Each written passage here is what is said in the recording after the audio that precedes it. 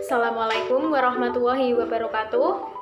Perkenalkan, kami dari kelompok 9 yang beranggotakan saya sendiri yaitu Erika Meilasari dengan NIM 14014190073. Kemudian ada Anissa Chandra Zafirah dengan NIM 14014190072 dan yang terakhir ada Anis Hoirunisa dengan NIM 14014190075.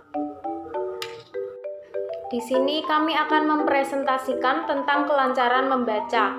Adapun materi yang akan kita bahas pada kelancaran membaca ini antara lain yang pertama adalah hakikat dan tujuan membaca, yang kedua tujuan pengajaran membaca, yang ketiga faktor yang mempengaruhi kelancaran membaca, yang keempat metode pembelajaran kelancaran membaca, yang kelima kendala yang dihadapi guru dan siswa dalam pembelajaran kelancaran membaca, dan yang keenam, cara mengatasi kendala dalam pembelajaran kelancaran membaca. Yang pertama adalah hakikat dan tujuan membaca. Hakikat membaca. Pada hakikatnya, membaca dibagi menjadi dua bagian, yaitu membaca sebagai proses dan membaca sebagai produk. Membaca sebagai proses mengarah pada aktivitas fisik dan mental, sedangkan membaca sebagai produk mengarah pada konsekuensi atau akibat dari aktivitas yang dilakukan ketika membaca.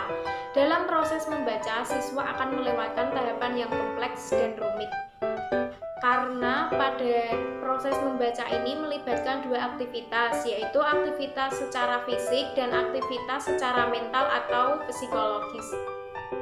Dalam proses membaca terdapat beberapa aspek yang perlu diperhatikan, diantaranya yaitu aspek sensori, aspek perseptual, aspek skemata, aspek berpikir, dan aspek afektif. Selanjutnya yaitu tujuan membaca. Adapun tujuan membaca diantaranya yang pertama melakukan penguatan atau penolakan terhadap ramalan-ramalan yang dibuat oleh siswa sebelum melakukan perbuatan membaca. Yang kedua, menggali simpanan pengetahuan atau skemata siswa tentang suatu topik. Yang ketiga, mencari informasi untuk pembuatan laporan yang akan disampaikan dengan lisan ataupun tertulis. Dan yang keempat, memberikan kesempatan kepada siswa melakukan eksperimentasi untuk meneliti sesuatu yang dipaparkan dalam sebuah bacaan. Yang kedua yaitu tujuan pengajaran membaca. Adapun tujuan pengajaran membaca di SD kelas rendah adalah sebagai berikut. Yang pertama yaitu membina kemampuan mengasosiasikan huruf dengan bunyi atau pengenalan bentuk huruf. Biasanya siswa SD kelas rendah ia lebih menghafal hurufnya daripada mengenali huruf-hurufnya. Huruf abjad dari A sampai Z. Maka dari itu, tugas guru harus mengenalkan bagaimana yang bentuknya huruf A, mana yang bentuknya huruf B, sampai mana yang bentuknya huruf Z. Yang kedua yaitu membina membaca kata-kata dan kalimat sederhana atau pengenalan unsur linguistik. Di sini biasanya guru menyediakan buku cerita atau bacaan. Nah, guru harus mengajarkan kepada muridnya bagaimana kata demi kata sampai membentuk kalimat.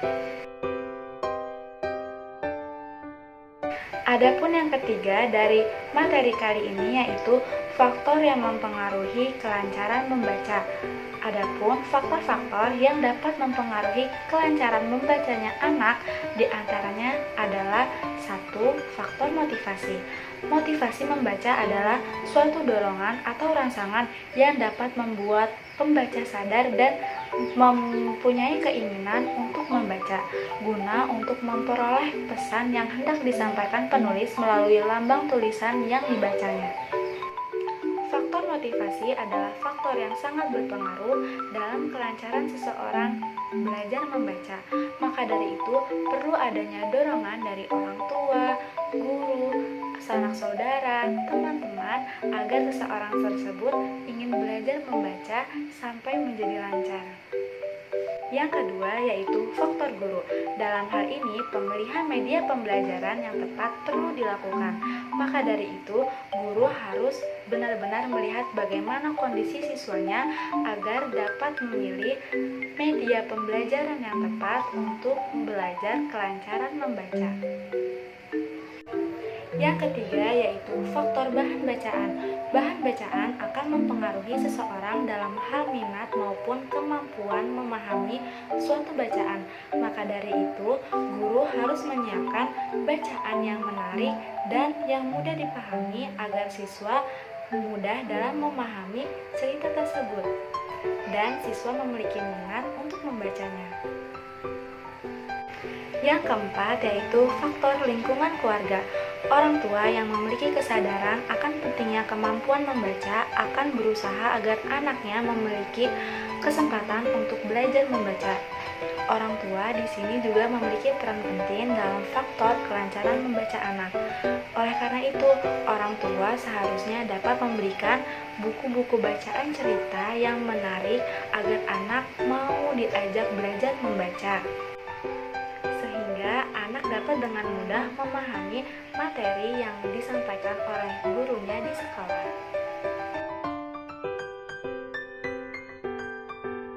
Yang keempat dari materi kali ini yaitu metode pembelajaran kelancaran membaca. Adapun beberapa metode strategi membaca diantaranya adalah sebagai yang pertama, phonic method adalah metode menyebutkan suara huruf atau yang biasa disebut dengan metode mengeja. Contohnya, ketika guru mengucapkan kata benda meja, kemudian ia mengejanya menjadi M, E, J, A, meja. Yang kedua yaitu metode basal readers atau membaca awal, merupakan serangkaian aktivitas membaca yang dilakukan anak setelah ia mengenal dan memahami berbagai bentuk huruf dan berbagai rangkaian variasi gabungan huruf menjadi berbagai kata. Yang ketiga yaitu metode global. Sebagian orang mengistilahkan metode ini dengan metode kalimat. Dikatakan demikian karena alur proses pembelajaran MMP yang diperlihatkan melalui metode ini diawali dengan penyajian beberapa kalimat secara global. Nah, biasanya dalam hal ini guru menggunakan media gambar untuk memudahkan mengajarkannya kepada siswa. Semisal, guru memberikan contoh gambar meja dan di bawahnya ada tulisan ini meja. Kemudian guru membantu mengejakannya seperti ini meja. Kemudian diejakan menjadi satu per huruf, jadinya I, N, I, M, E, J, A. Ini meja. Adapun yang keempat yaitu metode SAS, struktural analitik sintetik atau yang biasa disingkat dengan SAS ini merupakan salah satu metode yang dapat digunakan dalam pembelajaran membaca dan menulis permulaan MMP. Pada metode SAS ini, guru menjelaskannya dari kata global, kemudian ia uraikan menjadi satu huruf dan dikembalikan lagi menjadi global. Seperti contoh kata kuda, kemudian guru mengejakannya menjadi kuda. Kemudian ia mengejakan atau menguraikan lagi menjadi satu huruf K, U, D, A. Kemudian guru membalikan lagi ke global menjadi kuda. Assalamualaikum warahmatullahi wabarakatuh. Perkenalkan, saya Anissa Chandra Zafirah, NIM 140141972. Di sini saya akan melanjutkan pembahasan dari poin yang sebelumnya, yaitu macam-macam kendala yang dihadapi guru dan siswa pada saat pembelajaran kelancaran membaca dan bagaimana cara mengatasinya. Nah, tentunya pada saat proses pembelajaran kelancaran membaca ini tidak mungkin berjalan secara lancar atau berjalan secara mudah. Namun saat proses itu pun pasti ada kendala yang dihadapi, baik bagi siswa maupun bagi guru itu sendiri. Nah, apa aja sih kendala yang dihadapi? Kendala bagi guru yang pertama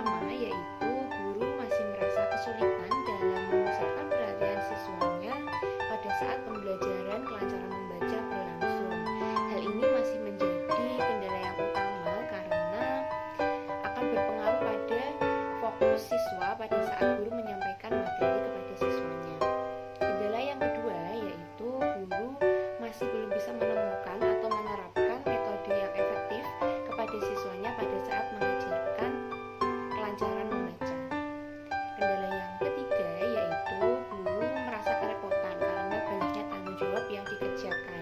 Karena selain mengajarkan siswanya untuk membaca di kelas, guru juga memiliki tanggung jawab administratif sehingga hal ini menjadi salah satu kendala pada saat pembelajaran di kelas.